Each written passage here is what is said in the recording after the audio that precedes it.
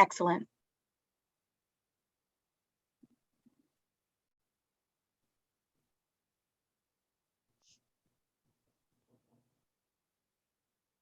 Okay, I think we'll go ahead and get started. So hi, everyone. Thank you so much for joining us today for the Minneapolis Ward 7 Virtual Candidate Forum hosted by Make Homes Happen. We are so glad to have you all with us this evening or this afternoon.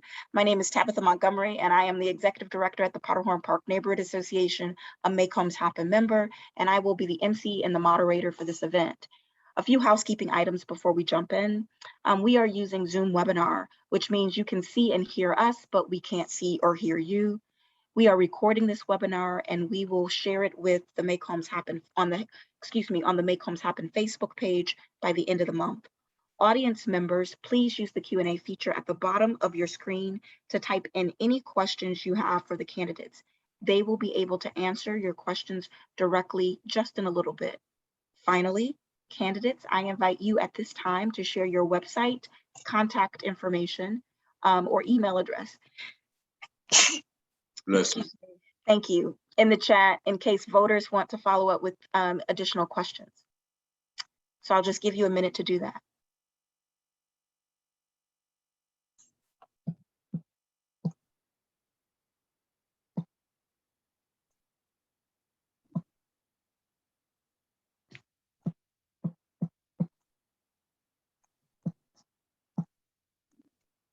Okay, great. As you all know, we have an important election coming up on November 2nd in less than 2 months. All 13 Minneapolis City Council members and the Minneapolis mayor are up for election this year, as are all Parks Board members and Park Board commissioners and 2 Board of Estimate and Taxation members. To see exactly who will be on your ballot, visit the Secretary of State website.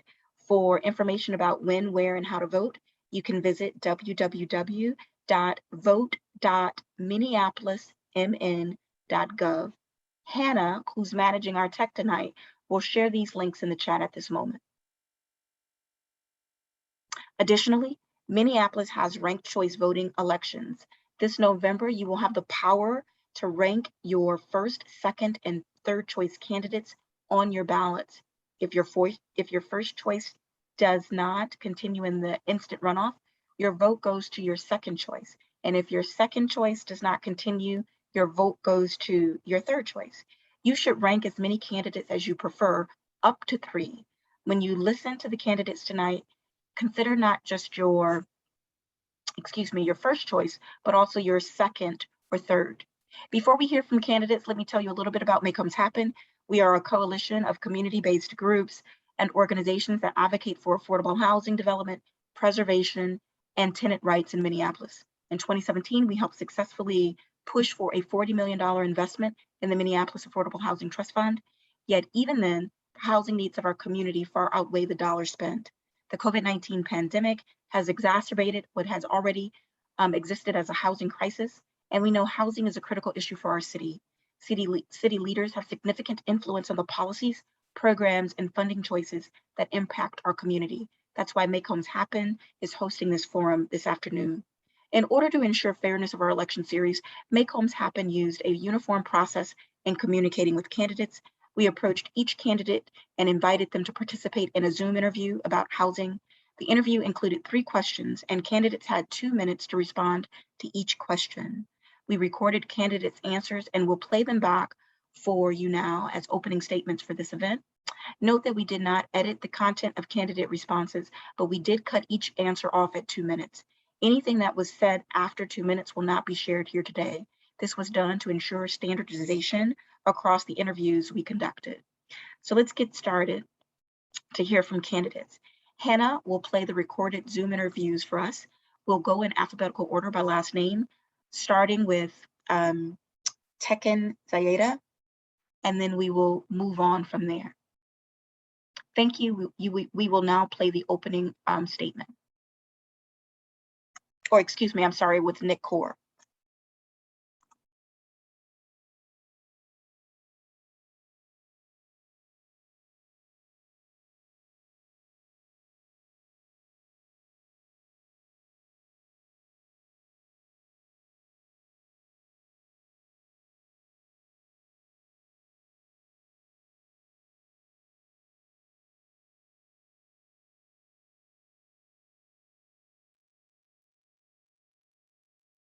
Affordable housing has been a priority in the last 4 years, and many policies and programs were introduced to address the housing needs of the community, some of which have passed and some are currently under discussion. Do you believe that the city is headed in the right direction when it comes to affordable housing policies? Please explain your answer. All right, thank you for the question. I think that we are generally heading in the right direction, but there's so much more that we can do. I believe housing is a human right.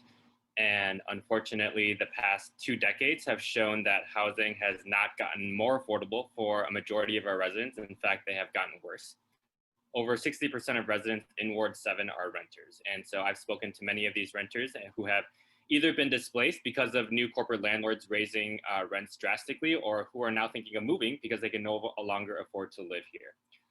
But it doesn't have to be this way, right? There are cities across the world who have ensured that every one of their residents has adequate and affordable housing. Singapore, for example, a very capitalist country, is one example of this, where 80% of their housing is public housing because they've made a commitment that housing is a social good. We in Minneapolis can make this commitment too, and we can lead the way here in the United States. First, we need to build more deeply affordable housing all over our city. It's very clear that while Minneapolis is building a record number of affordable units, we're not building enough deeply affordable units. So for example, a $1,200 one-bedroom apartment in Minneapolis is still technically affordable, but that's not actually affordable to so many people here. So we have to narrow in, we have to ensure that we're spending our investments wisely on deeply affordable housing for 30% of area median income all over our city. Second, we need to protect renters from displacement.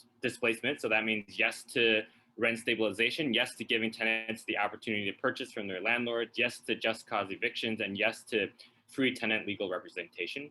Third, we need to preserve more of our naturally occurring affordable units and invest more into those programs. And lastly, I think we need to think bigger about our housing ecosystem in our city. I think that we need more housing cooperatives. We need to ensure that we're investing more in public housing and land trusts, and so that we're really making sure that we're building a city where housing is a human right and not a commodity. Are there any housing policies that you think the city is currently overlooking and should be discussed? Please be specific in what policies or tools you would want to make sure are brought to the table. So yes, number one, I think we need to talk about a dedicated revenue stream for affordable housing. Right now, there is no dedicated revenue stream or long-term plan in the city for affordable housing.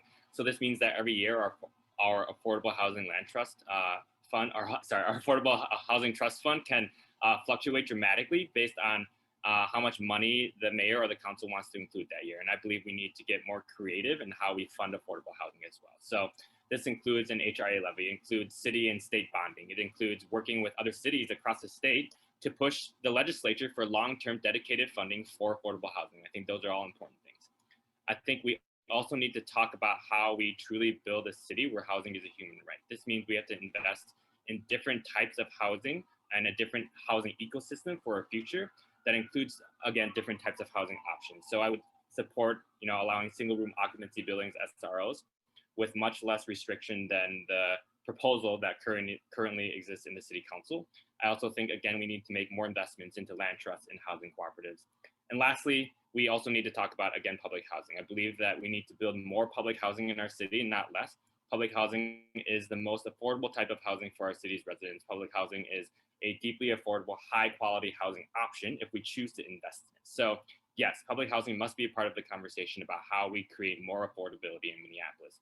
We need to do more to push our state and federal partners to fund public housing preservation and construction. And we know that in cities around the world, governments are already investing in high quality public housing because they see housing as a public good. And so Minneapolis can and should provide this type of housing for everyone who wants and needs it. What are the practical skills and/or lived experience that you would bring to your role as a city council member that could be used to help address the city's affordable housing needs? Thanks. So yes, I'm an organizer and movement builder, and I've spent my entire career fighting for justice for all Minnesotans, and I will do the same as a council member here in Minneapolis. As an organizer and former government official, I know what it takes to really bring together communities to make real substantial change in our government.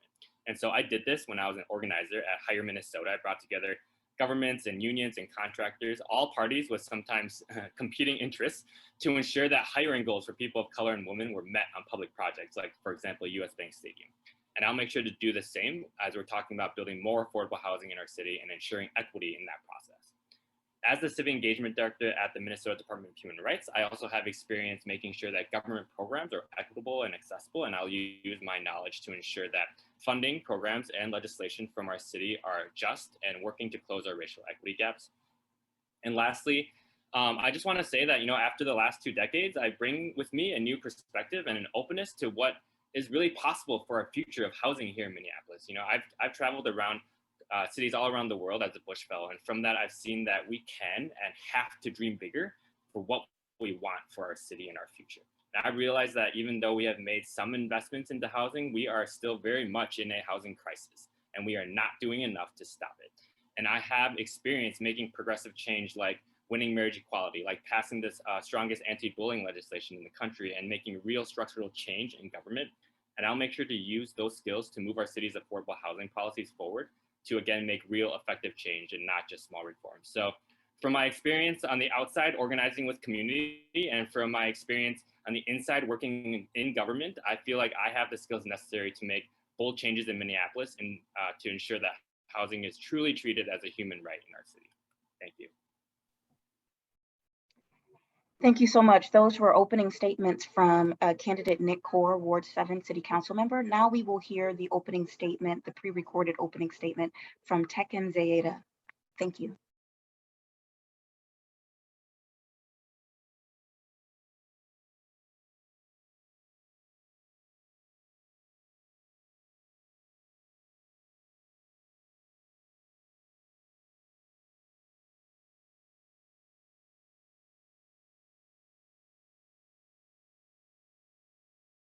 Affordable housing has been a priority in the last 4 years, and many policies and programs were introduced to address the housing needs of the community, some of which have passed and some are currently under discussion.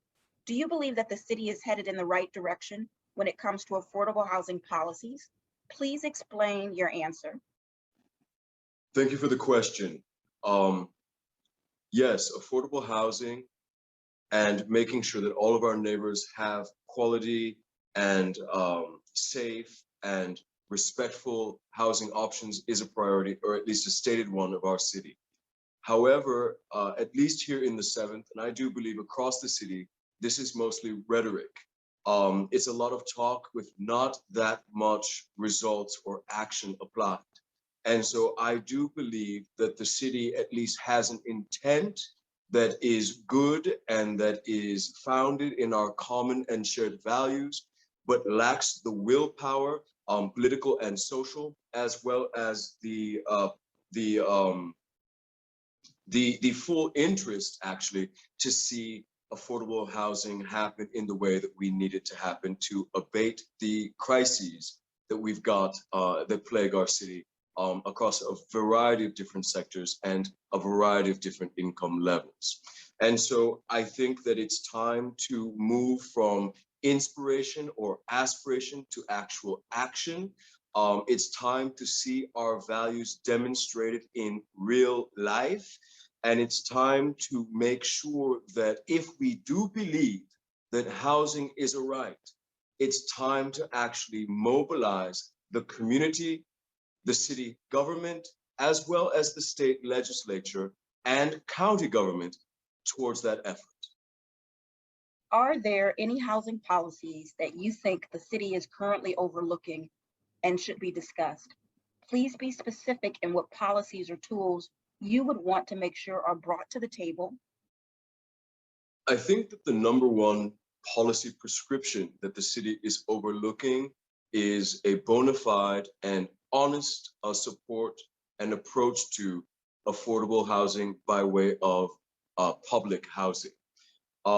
In years past, I've been able to attend meetings that many other community members were unable to get to just because of the time or the inconvenience of getting to City Hall, where I could see the kabuki theater of the council chamber in real life. I know for a fact that we heard the council saying that they had no purview of MPHA. Yet we see a former council member move from the council to become head of MPHA. So that there kind of told me that they were not being authentic or transparent. I think that, again, if we believe that housing is a right, if we believe that we have an affordable housing crisis, not a luxury housing crisis, an affordable housing crisis, that we must, as a city and as city leadership, recognize that public housing is the foundation of any affordable housing structure across this world, and definitely in the city of Minneapolis. And so, of course, policies like rent stabilization, TOPA, and many others we're talking about. We're spending a lot of money on studies, but we're not necessarily seeing put into action. And so I do believe that we need to pay more attention and be more invested in our public housing stock. What are the practical skills and/or lived experience that you would bring to your role as a city council member that could be used to help address the city's affordable housing needs? Thank you for that question. I didn't just show up. For 22 years, I owned, managed, and operated my own small business. As a person of color, someone who is Black, someone who is Latino, and someone who is queer. So against all odds, for 22 years, I sat across the negotiating tables from Target, from Aveda, from Best Buy, and a myriad of other local and national corporations. I believe that bringing this lived and work experience to City Hall is something that is invaluable and missing from the current makeup of the council. As this relates to, affordable housing, what we've seen when we do receive affordable housing in Minneapolis is that it comes at a cost to local BIPOC small businesses. I had my business destroyed for affordable housing. I can take one for the team, but I don't know if anyone else needs to or should lose their economics, their livelihoods to see one or two public housing, or I keep making a mistake there, affordable housing developments come into being. And so to be able to bridge that divide, to make sure that we're not losing precious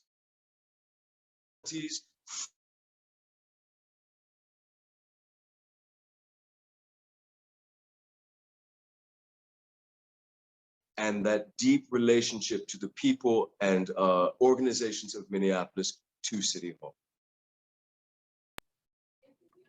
Thank you so much, and apologies to everyone, but I did not begin with our current incumbent City Council member, Lisa Goodman. Although Council Member Goodman is not able to attend, they were able to pre-record an opening statement, which we will now share. Thank you for your patience.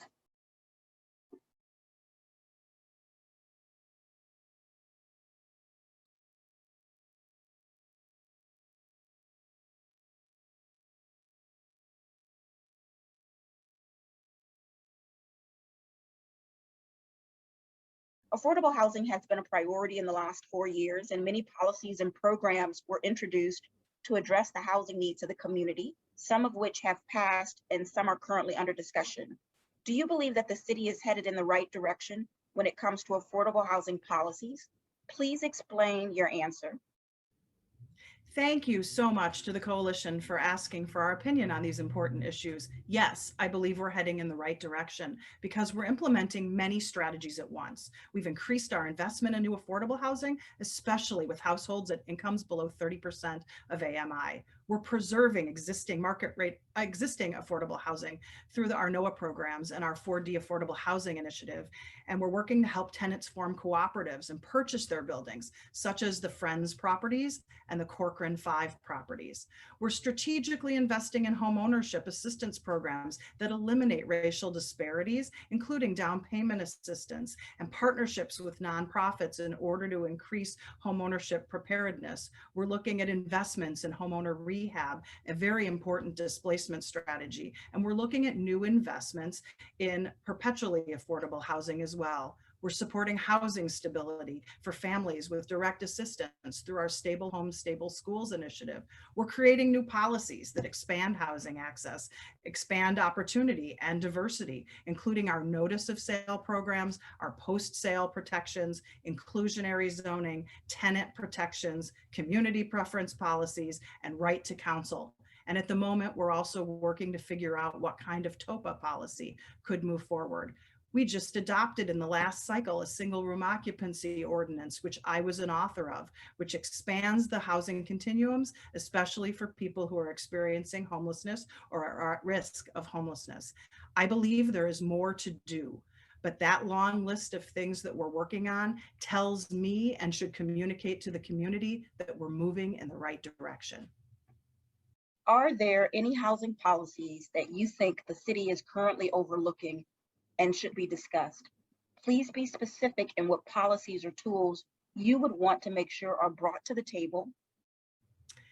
The city needs to balance spending on affordable housing with preventing displacement of low-income residents as a result of potential property tax increases that come on a regular basis. We need county, state, and federal partnerships to support housing stability. One example of this would be changing the federal tax code to reduce the mortgage interest deduction to benefit high-income homeowners and use that money for a substantial expansion of rental assistance programs like the Section 8 Housing Choice Voucher Program. We've seen through this pandemic that rental assistance has become a very key part of moving people from homelessness into stable housing and preventing homelessness.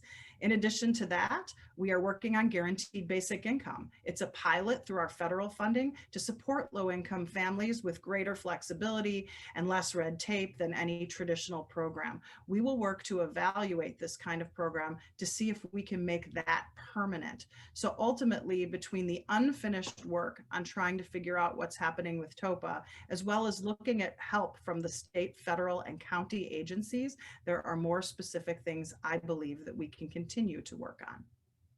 What are the practical skills and/or lived experience that you would bring to your role as a city council member that could be used to help address the city's affordable housing needs? Thank you. My personal lived experience is probably not unlike everybody else's. When I first came to Minneapolis, I was a renter. I lived in a one-bedroom apartment with a roommate, and my roommate slept in a sun porch because it was very hard to afford housing even at that time. I've also lived in two different apartments in the Loring Park neighborhood and eventually was able to purchase a small condominium in the Loring Park neighborhood. So my lived experience is of being a renter as well as being a homeowner through owning a condominium. I actually did not live in a single family home myself as an adult until about 10 years ago. I will say the most important lived experience for me are the many examples of going into buildings that are being marked up to market rate and to work with tenants in order to help them find new places to live. I have had the unfortunate experience of working with tenants in at least 5 buildings to assist them in finding housing on their own with other partners like legal aid, and put their belongings in my car and try to drive them to other locations.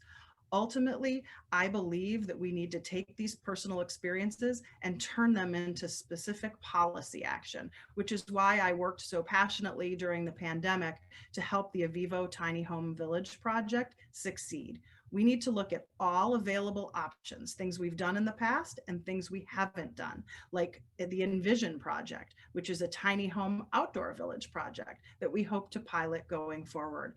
So between my lived experience, as well as my experience working on these issues, I am a proven leader on this issue during this pivotal time. Thank you so much for listening to our comments. And again, thank you all for joining us this afternoon. We certainly appreciate the candidates who were able to pre-record their statements as relates to the questions that the Make Homes Happen Coalition put forward. For now, as we move forward, we're going to go to the next phase of our event. where we will hear directly from candidates who are able to join us today in response to hopefully audience questions that are submitted. If you're joining us today, please use the Q&A feature to ask any housing related question you have for candidates.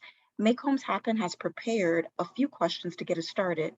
To be fair, we will rotate which candidates answers first. Candidates, you will each have 2 minutes to respond to the question. You will be timed, and we will mute you as your response as after your 2-minute mark has elapsed. We will get started with the first question for Nick Core. It's a preservation related question, candidate Core. Describe one of the most effective measures that the city of Minneapolis could use to support and preserve naturally occurring affordable housing in this particular market. Your 2 minutes begins now.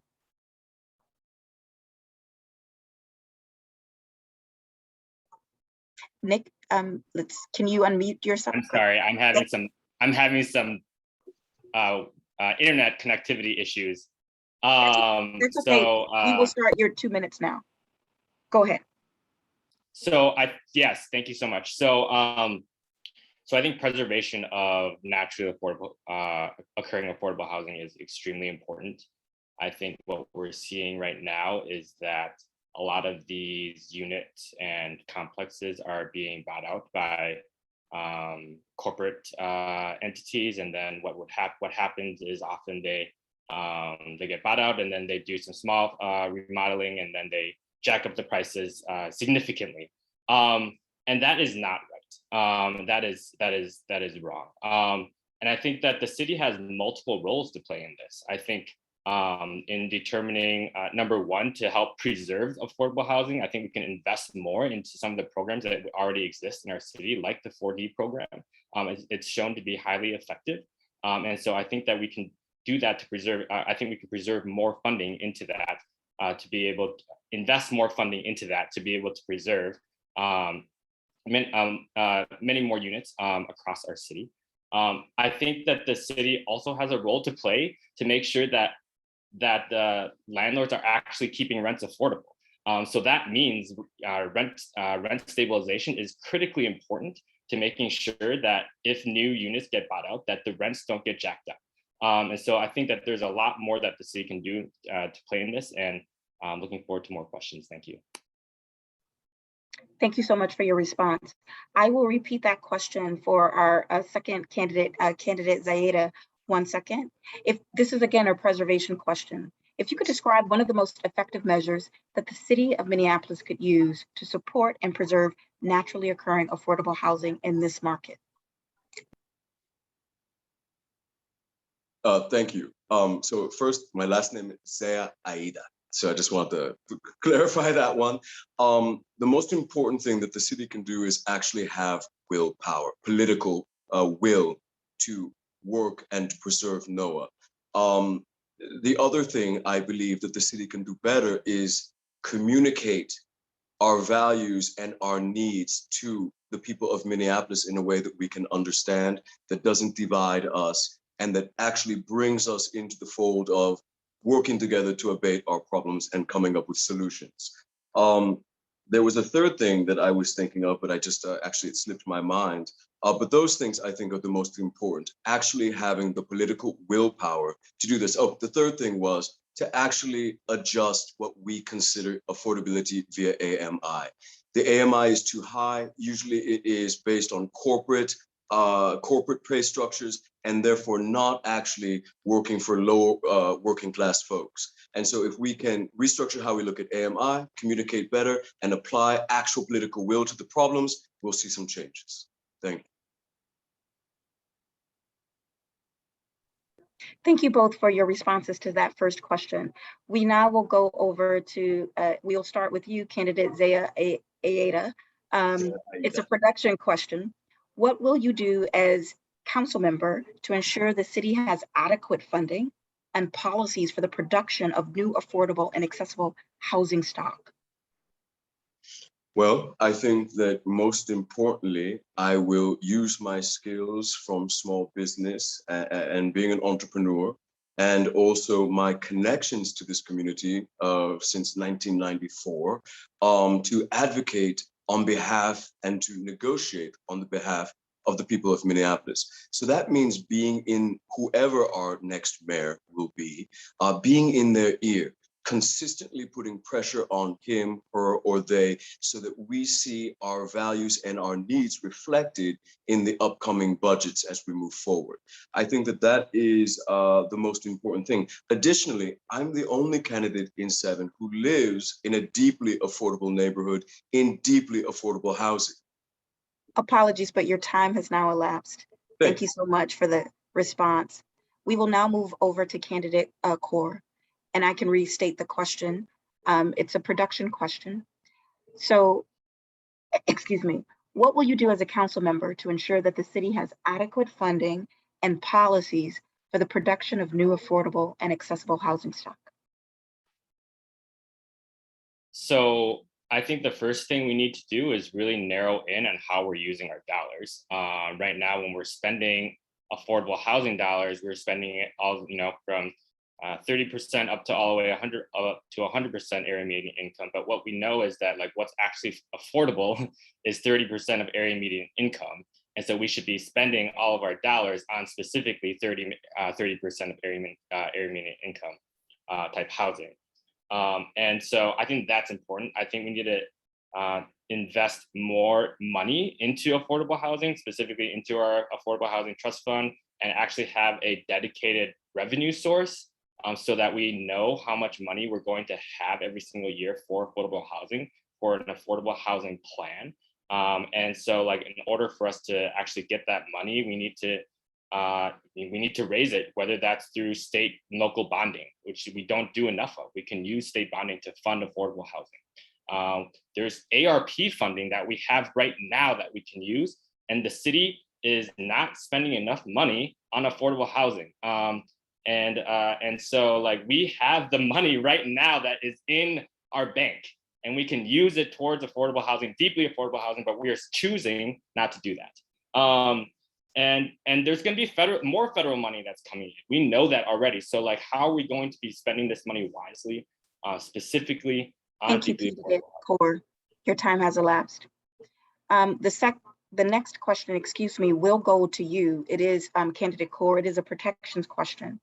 And it states, considering what you know about cost burdened and vulnerable renters in the city, what will you do as a city council member to improve the overall quality and accessibility of their housing options?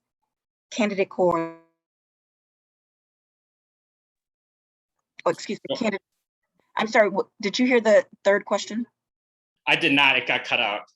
Okay, I'll just repeat, I'm sorry.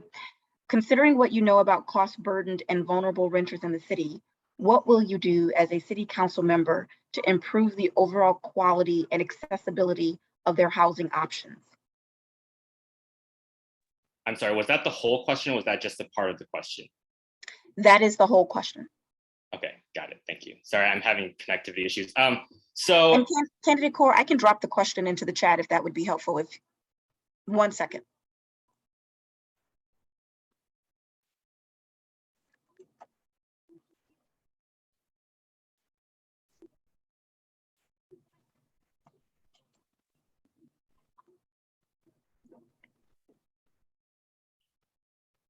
Yes, thank you. So again, we really need to be building more deeply affordable housing in our city.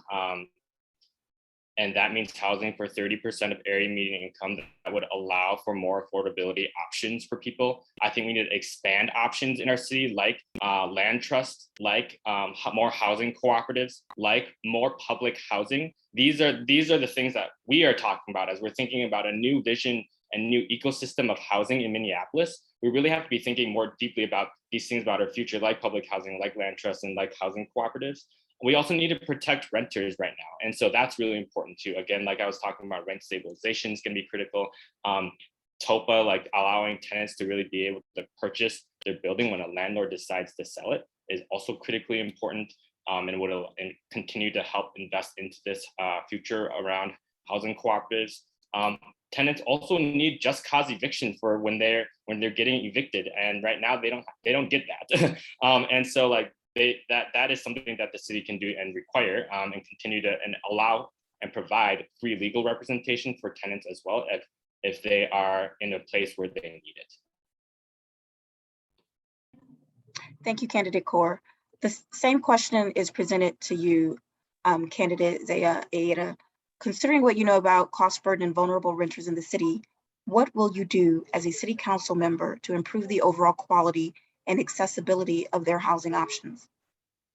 Thank you. So the first thing that I would do, knowing what I know and seeing what I've seen, having watched this council up close, is I would protect what we've already got.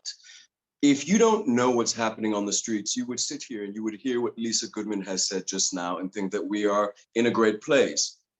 Unfortunately, she's talking about things that are happening in other people's wards, and she's talking about other people's work.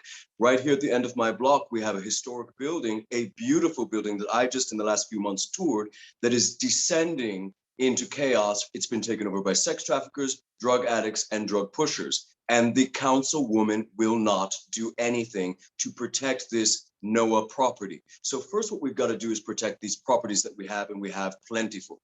The other thing that we need to do is stand up to predatory investors and developers. We know that just up over the hill here in my neighborhood, a historic property was cracked by a developer who actually wanted it. The city wasn't going to give that to them. And so, scorched earth policy, winner takes all. He cracked the building and then ended up owning the property.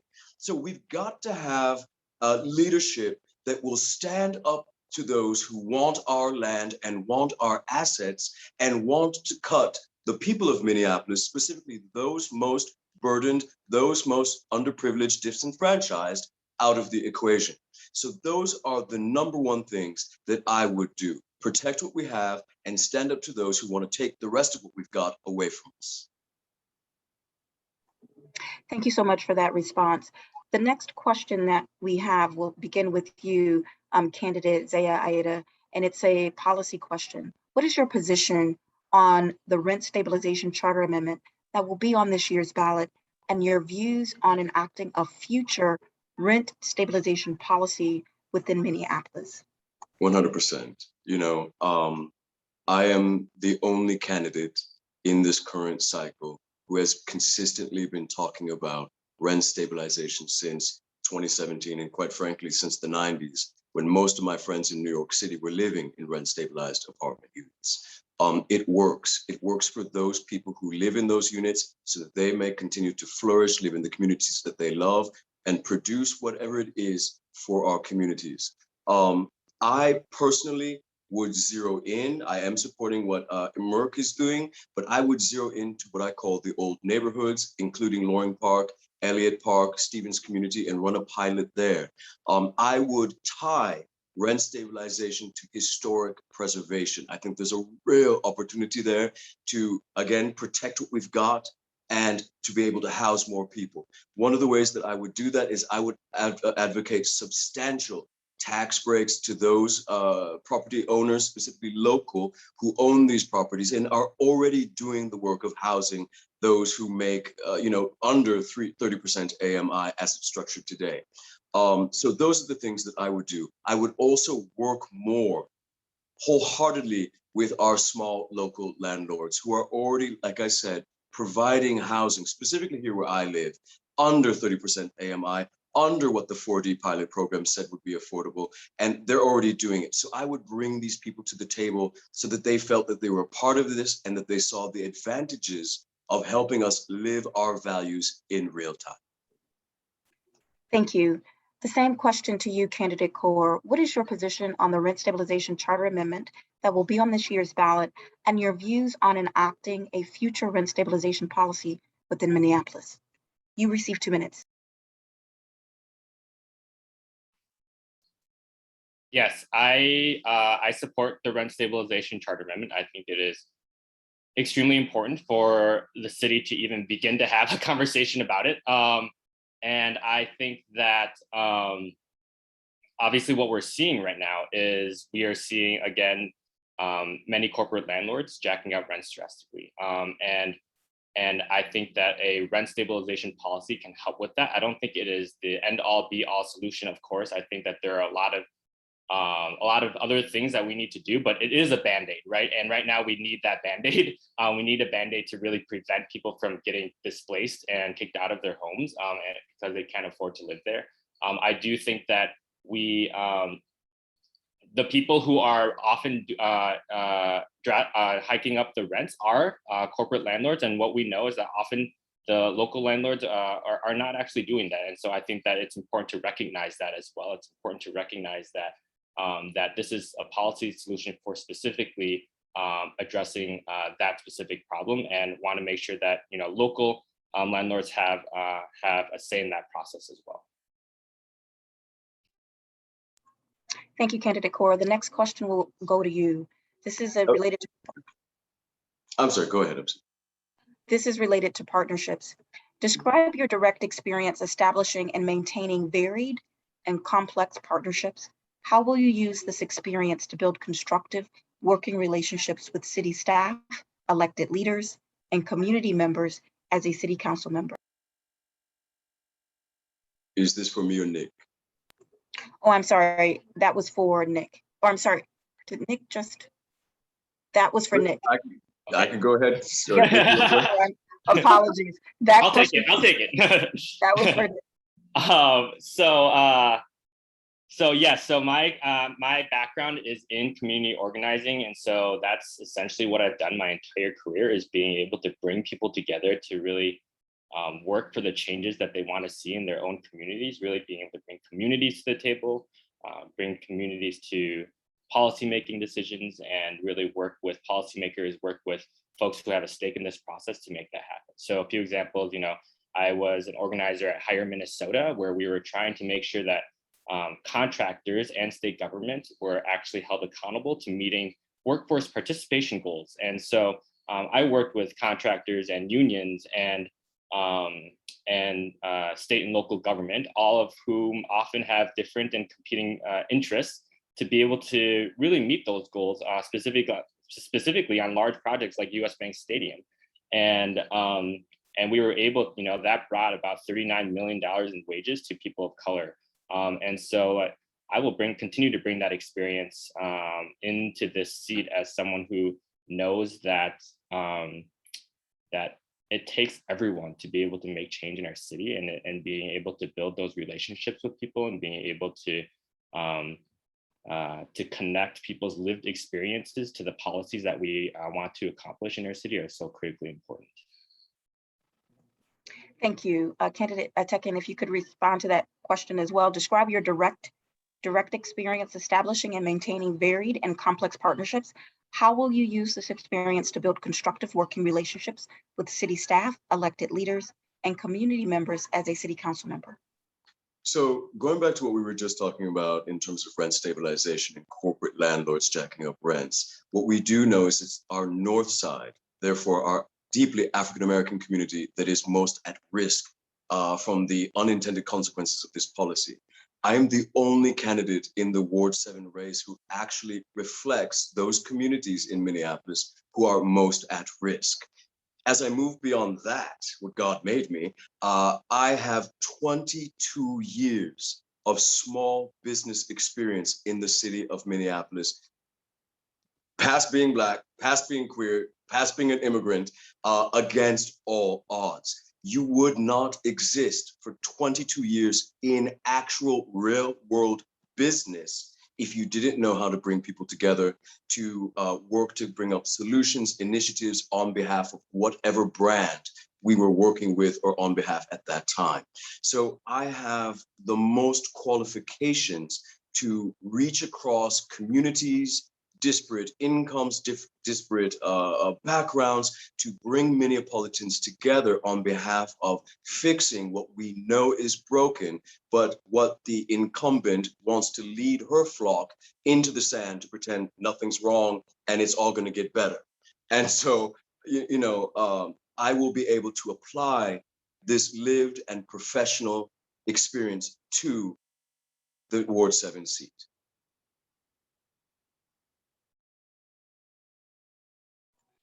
Sorry about that, I was on mute. Thank you so much for the response to that.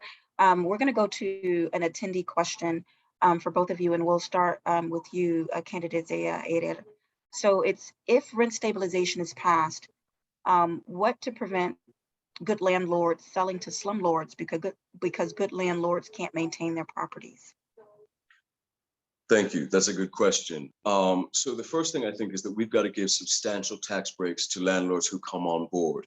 And we've got to have policy in place that those tax breaks are actually used over a series of years to reinvest in properties. That's one of the issues that we've got in our NOAA stock, is that they are slowly deteriorating because City Hall has never asked anyone or forced anyone or compelled anyone to keep these properties up on behalf of the public good. So I think that that's very important. Additionally, we need to make sure that if those properties are coming up on the marketplace because of whatever is going on, pushback, you name it, that tenants have the first right of refusal to band together to buy those properties, or the city comes in and buys those properties with money in the Affordable Housing Trust Fund, or the county will come in and buy those properties with their huge endowment that they are working with yearly. And so what we need is government to be active on behalf of actually abating the problems that are tearing our communities apart. Thank you so much. Candidate Core, that question goes to you as well. If rent stabilization is passed, what to prevent good landlords selling to slumlords because good landlords can't maintain their properties? You get 2 minutes. That starts now. Thank you. Yes, I agree with what Teqen said. I think that we need to provide more assistance to good landlords so that they don't get to the point where they feel like they can't maintain their properties. So that's really important.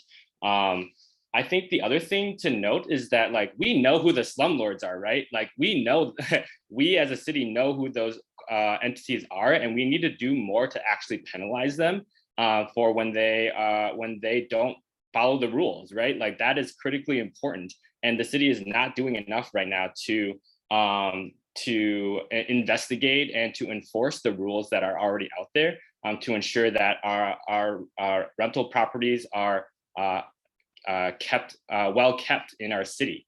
And so I think that's critically important. And then obviously, like, again, like Teqen said, like TOPA, tenant opportunity to purchase, is also critical, so that, like, when a landlord does decide to sell, the residents and the renters have a say in that process, and they can decide whether or not they want to purchase that building together. Thank you. The next question will start with you again, Candidate Core. As a city council member, what would you do to preserve and expand homeownership for households of color and first-time home buyers? You will have 2 minutes. That begins now. Yeah, thank you for the question. I think that's really important too. I think, homeownership is critical to helping to communities to continue to build wealth in our city. I think that we can continue to invest more in loans for homeowners, and also actually provide investments to be able to provide first-time homeowners to be able to get those funds. I think the other thing that's really important too is actually thinking about how land trusts help first-time owners get into home ownership too. And so being able to invest in land trusts and allowing homeowners an opportunity to have that experience is critical. Thank you. Thank you so much. Candidate Teqen? Will you repeat that question for me, just so? Yes, of course. Apologies. As a city council member, what would you do to preserve and expand home ownership for households of color and first-time home buyers? You will have 2 minutes. That begins now. So I think the first thing is to divorce the idea of equity in housing from renting. Equity is not going to be won through renting. That still puts money in the pockets of those who have the wherewithal to even enter the marketplace. We've got to create housing solutions and divorce them from nonprofits, and divorce them from some of these speculation motivated ideologies that we carry and that the incumbent carries. We've got to work with national, if even, partners to build housing stock that is specifically for first-time home owners, and specifically for the abatement of the Black, Brown, and Indigenous home ownership crisis that has only gotten wider in the last 24 years of the incumbent's leadership in Ward 7. Another thing that we need to do is see these things in Ward 7, not over here or over there. That's easy and that's nice to talk about, and these are good initiatives, but we need them here in Ward 7. And we need a council person who is ready to do what must be done, like I said, 200 Oak Grove, to protect properties that would be perfect to run these pilots on, and to, again, see our values demonstrated in real life. Thank you.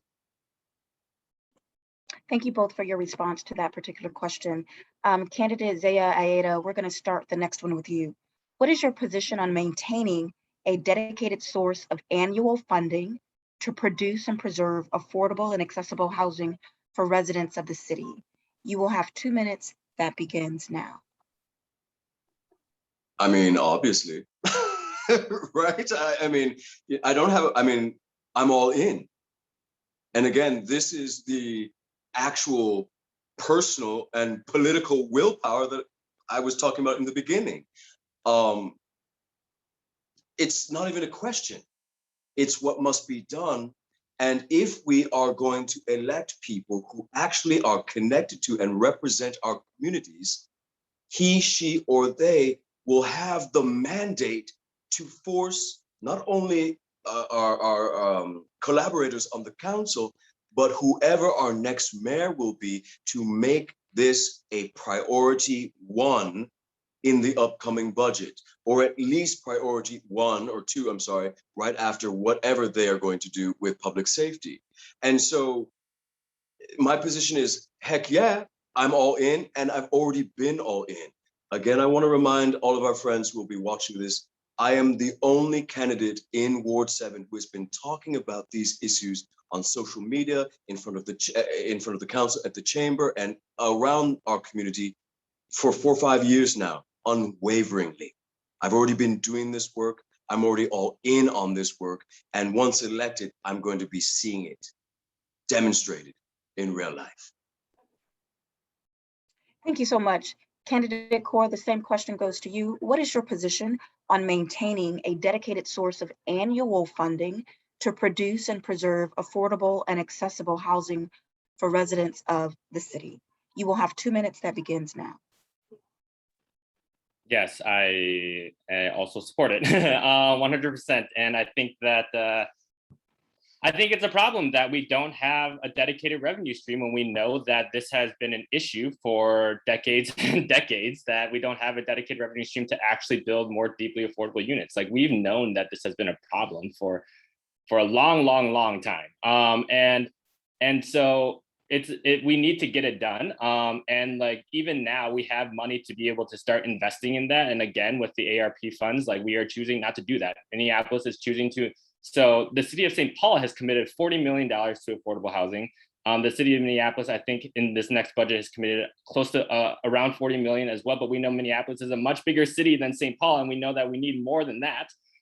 So you know, I think it's so critical right now that we be able to have a dedicated revenue stream, so that we aren't having to draw from a general bucket and have a different amount of money every single year, so that we know this is how much we're going to have. We can specifically plan for it. We can be more intentional about what we're doing, so that we don't have to, like, you know, every year is going to be different. Who knows what it's going to be? That's sort of like what we're at right now, and that's why we have, you know, the crisis that we're in. Thank you, Candidate Core. The next question will go to you. We will at least start with you. Do you think the city can improve upon its oversight of housing through regulatory services? If so, why and how? If not, why not? You will have 2 minutes. That will begin now. Yes, the city has a big role to play in regulation and determining the type of housing that's being built. I mean, we just passed an inclusionary zoning law, you know, a few years ago, and that is part of how we regulate affordable housing in our city. We also have power and regulation in determining, again, like I was saying before, determining whether how landlords are actually managing their properties. And so there's regulation in that way too. So the city has a lot of power to help determine where buildings are built, what kind of affordability is required in those buildings, and how much subsidies we are providing to those developers in terms of building the development. So there's just a lot of that goes in, and the city has so much oversight to be able to determine those things. Thank you, candidate Kaur. The same question to you, candidate Zea-Aida.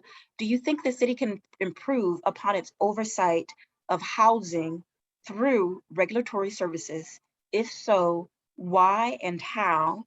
If not, why not? You will have 2 minutes that begins now.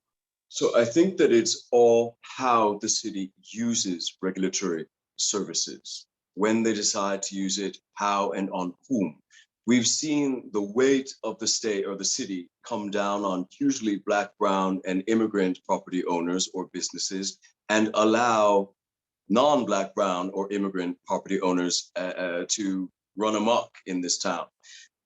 And so I think that we need to divorce regulatory services from systemic racism and actually marry regulatory services to the greater community good.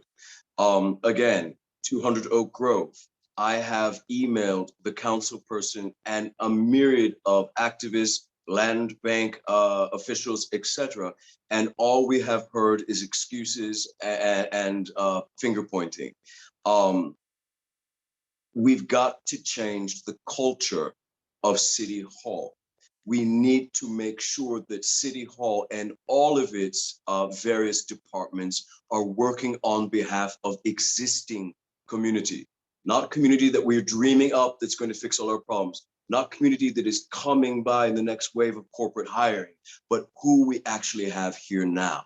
And so, yes, regulatory services should be used, and it should be used swiftly. And I would say even severely when we're talking about problematic properties, problematic owners, and problems that are, pulling us further and further into the pit of national and international data that says we have only grown in every disparity measurable during the Goodman era. Thank you so much for your response.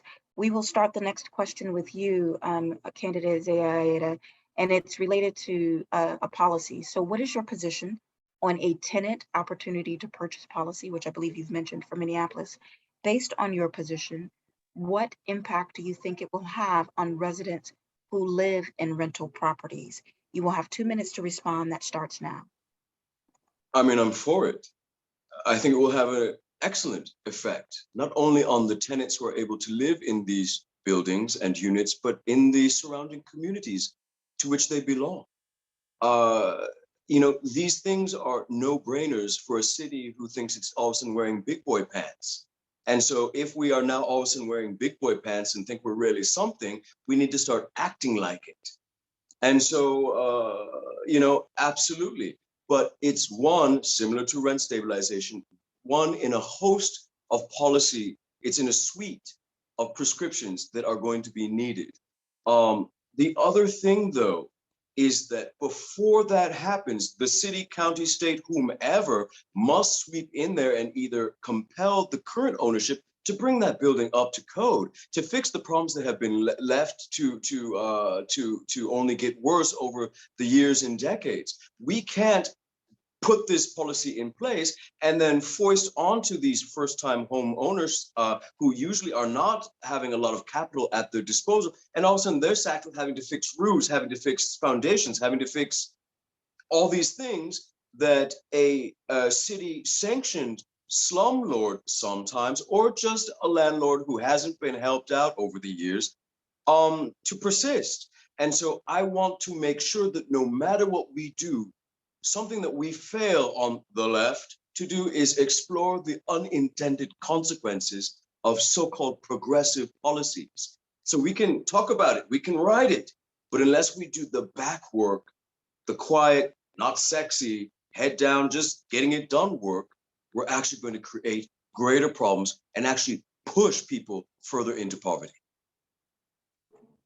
Thank you. The same question to you, candidate Kerr, Core, excuse me. What is your position on a tenant opportunity to purchase policy, TOPA, for Minneapolis? Based on your position, what impact do you think it will have on residents who live in rental properties? You will have 2 minutes to respond. That begins now. Yes, also support tenant opportunity to purchase. I think it is critically important. I think that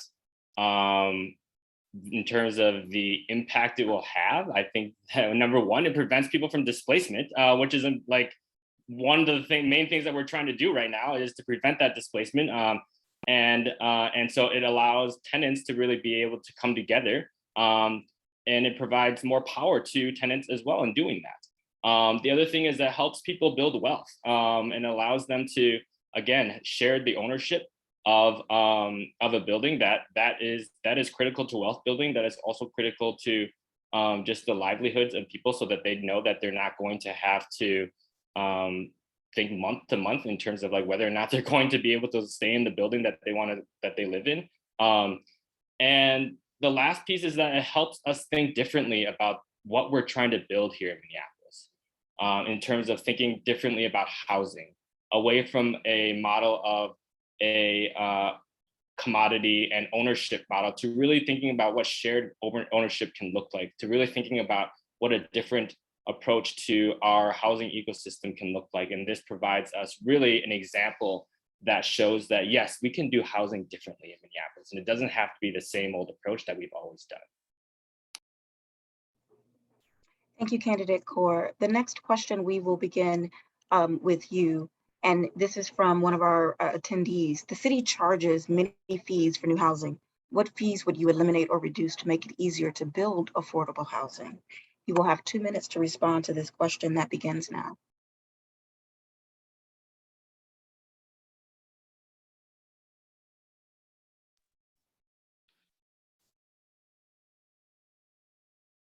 I think that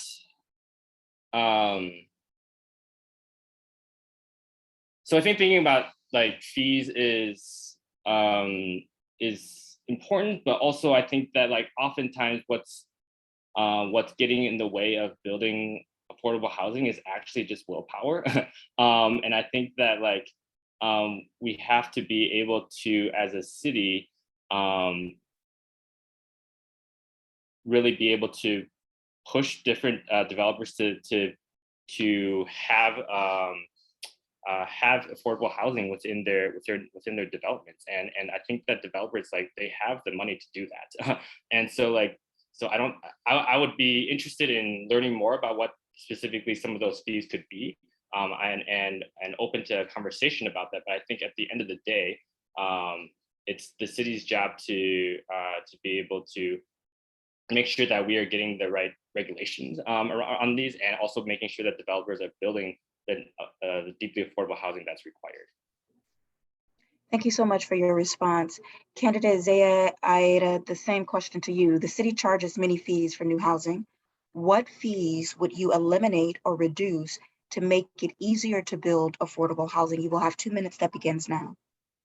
So post George Floyd and post COVID-19, I am someone who actually advocates municipal austerity, but not for the people of Minneapolis, but for City of Hall.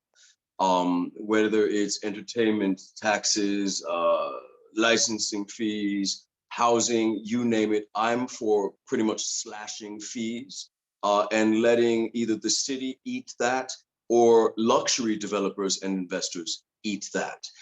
Again, we need those who want to play with our city to carry their weight more than the people of the city. So, you know, I am for reducing any hurdle that the city has in place greedily that inhibits what we need done for the people who exist here currently. And so if that is fees, slash it or abolish it. And whether we do that in perpetuity or we do that for, you know, 8 years or 12 years, I am very much interested in working with leadership to make this happen so that we can actually see the things we need occur in this town, and specifically here in Ward 7. Thank you, candidate. Candidate Zea-Aida, we're going to start the last question that we have from Make Homes Happen with you. And it states, what steps will you take as a city council member to address homelessness in our city and ensure unsheltered residents have access to safe, stable, and dignified housing? Your 2 minutes begins now.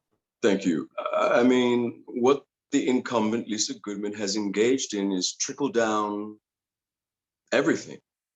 And so sitting in that chair moving forward, I'm for bubbling up everything. And again, that starts with our public housing stock. Then we move to our naturally occurring affordable housing stock, our historic stock.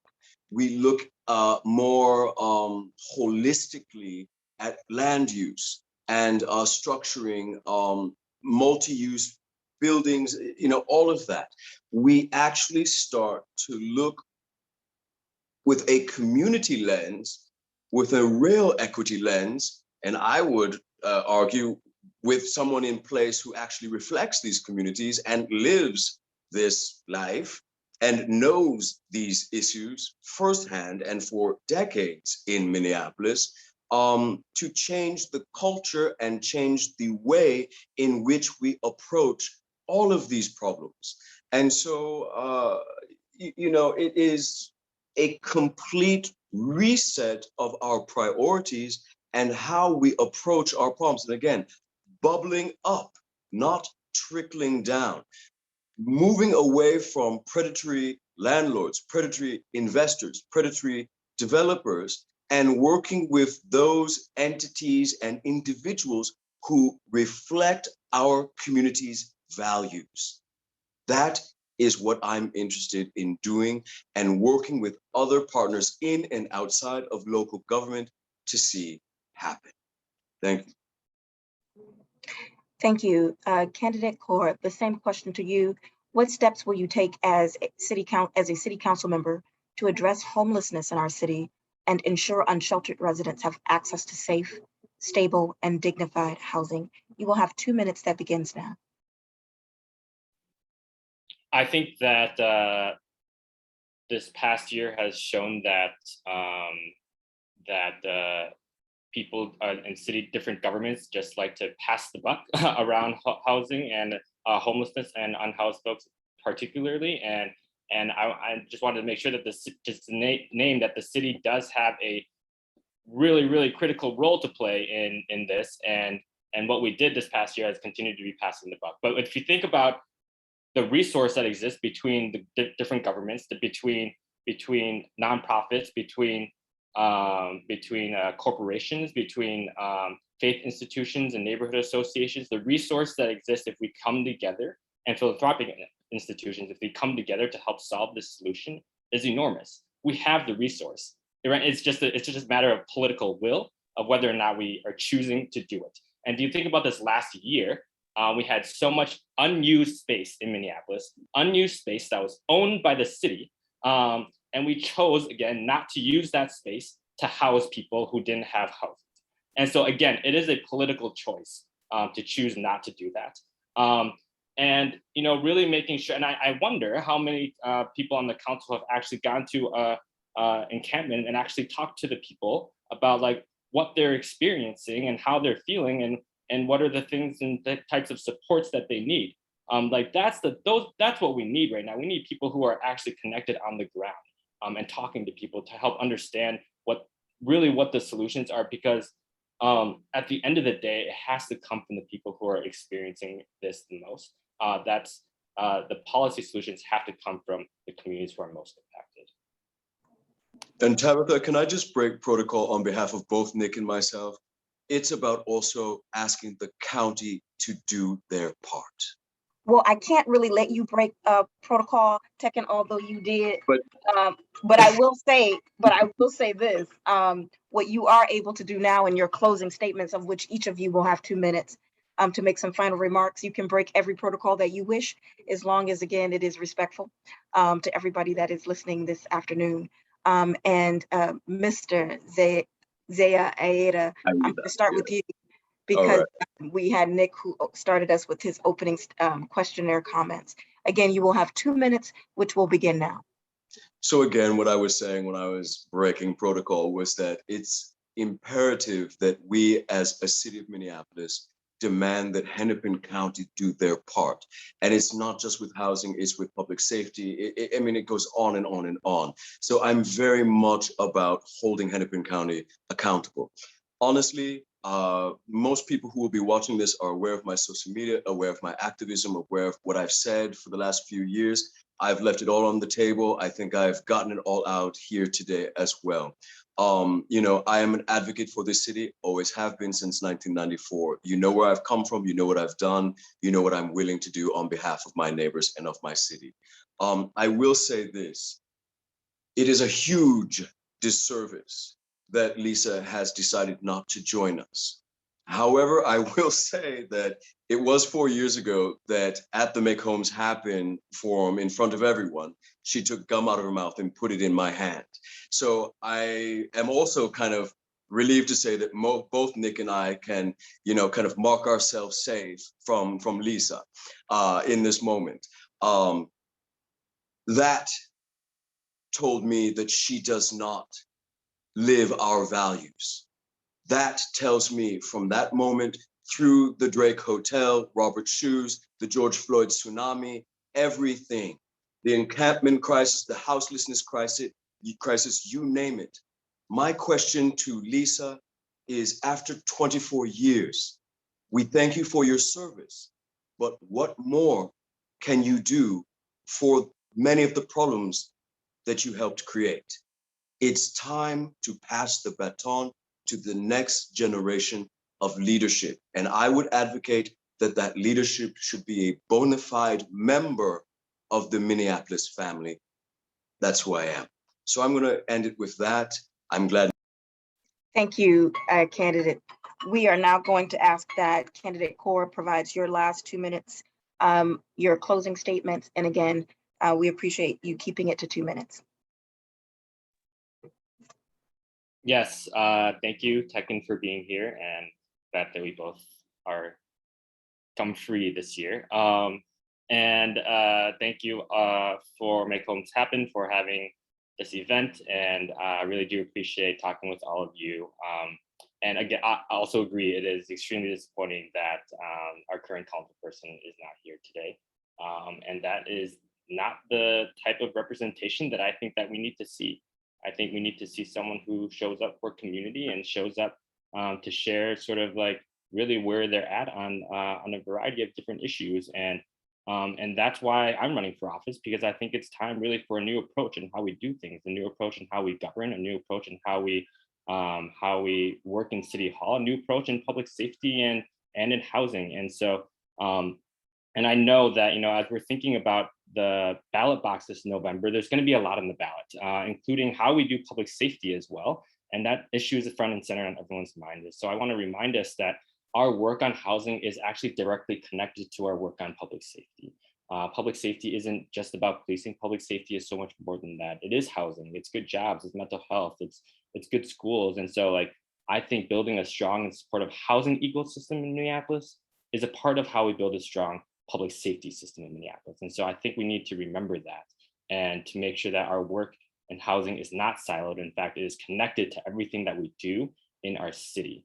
Is connected to how we truly build a Minneapolis where all of us can thrive. And so if you do believe in that vision, if you believe that housing is a human right, if you believe that we need a public safety system that's rooted in care for people and not criminalization, if you believe that we need to build an economy that really puts our people first and our planet first, and if you believe that we need to build a democracy where all of our voices matter, then I do ask you to join us in doing that. Join us by donating, join us by volunteering. And if you live in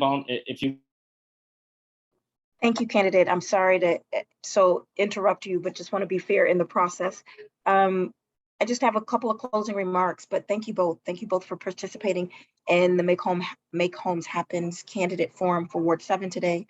It is important that voters hear directly from you and about the issues that matter. We are extremely grateful for your time and willingness to talk about affordable housing in our city. To those who attended this event, thank you for joining us. If you have any other questions related to affordable housing, you can contact candidates through the information they shared earlier this evening.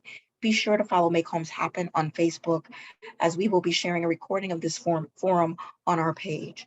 Hannah, who is providing tech support for this afternoon's forum, we are grateful to her support. She will now drop in the Facebook link into the chat for your reference. Again, thank you so much to each of you for your time this afternoon. We are grateful to have been able to spend a little bit of time talking about the importance of affordable housing in the city of Minneapolis this beautiful afternoon. Thank you. Thanks, everyone.